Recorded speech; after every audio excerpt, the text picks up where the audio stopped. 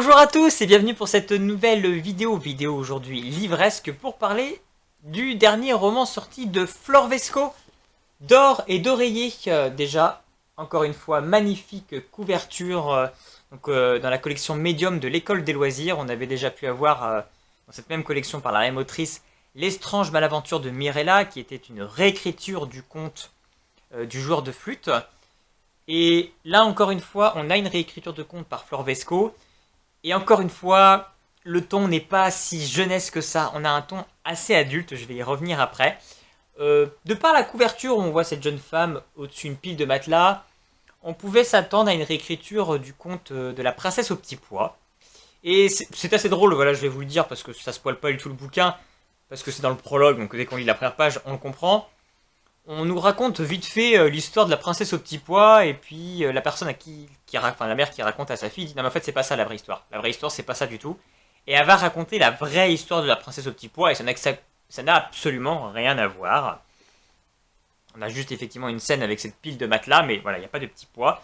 C'est complètement différent, et Flor Vesco nous amène dans une autre direction, avec des allusions et des comparaisons à d'autres contes, dont Cendrillon. Je pourrais dire que c'est un mix entre la princesse au petit pois et Cendrillon par moment.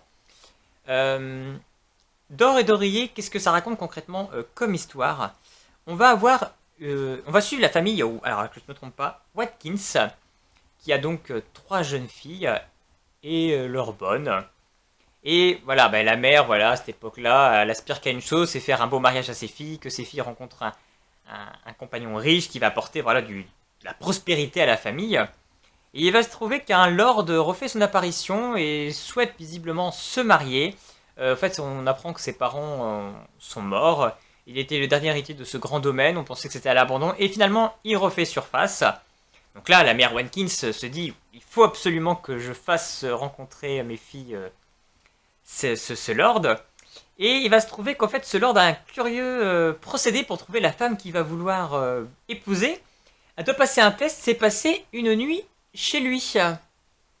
Donc forcément, les commérages vont bon train. On est en train de se dire que c'est un homme vraiment complètement farfelu, qu'il fait des choses complètement déplacées. Mais bon, on sait qu'il est quand même extrêmement riche, donc on passe au-dessus de ça. Et la mère Watkins va essayer de trouver un stratagème pour que ses filles atterrissent quand même chez ce lord pour passer la nuit, sans que ça ébruite les commérages. Elle va essayer de simuler une sorte d'accident près de chez lui, et qu'ils soient obligés de passer la nuit chez lui. Et les jeunes filles de cette famille vont donc passer chacune une nuit dans une chambre où elles doivent dormir en haut de ce lit immense au-dessus des matelas. Et je ne vais pas forcément raconter toute l'histoire, mais elles vont échouer. Mais évidemment, la bonne faisait quand même partie du lot, et le lord dit, il y a 4 jeunes femmes qui sont rentrées chez moi, les 4 ont le droit de passer le test. Et la bonne, Sadima, va passer le test. Elle, sans développer pourquoi, elle va réussir le premier test, elle va apprendre qu'il y a d'autres tests à passer, et va rentrer toute une quête de Sadima pour plaire à Adrian, ce jeune lord qui cherche une épouse. Voilà le speech un petit peu de départ. Sans forcément en dévoiler plus, on va comprendre qu'il y a un gros mystère qui entoure le lord, sa famille, sa maison. On a vraiment beaucoup de fantastique. Et à côté de ça, on va avoir cette relation qui va se développer entre Sadima et Adrian d'une manière assez, j'ai envie de dire, assez coquine. Je trouve que Flor Vesco, on le sait, c'est une autrice qui sait utiliser l'art des mots. Les jeux de mots, c'est son point fort, c'est sa qualité. Et c'est pour ça qu'on aime lire ses romans, c'est extrêmement bien écrit. Dès la couverture, on a un jeu de mots. D'or et d'oreiller, c'est d'or, tu peux dormir. Et d'or, voilà, le métal. Donc dès le début, on a voilà ça. Et du coup, on va avoir cette espèce de relation qu'il va y avoir entre... et c'est là que je dis qu'en fait, c'est pas si jeunesse que ça. Parce que concrètement, on a des scènes extrêmement coquines, je vais dire. Et qui peuvent peut-être choquer un jeune public. J'aurais pas envie de le mettre forcément dans les mains peut-être d'un enfant de 12 ans. Je sais pas, je pense qu'il se poserait des questions quand même derrière. Donc je trouve ça que vraiment le ton est un petit peu plus adulte. Peut-être même plus poussé que pouvait l'être Mirella.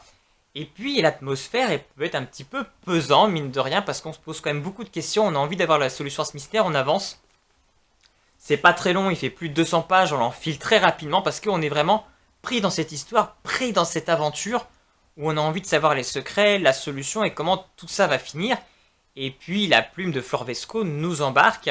J'ai extrêmement hâte, voilà, je peux l'annoncer, je pense, un petit peu déjà.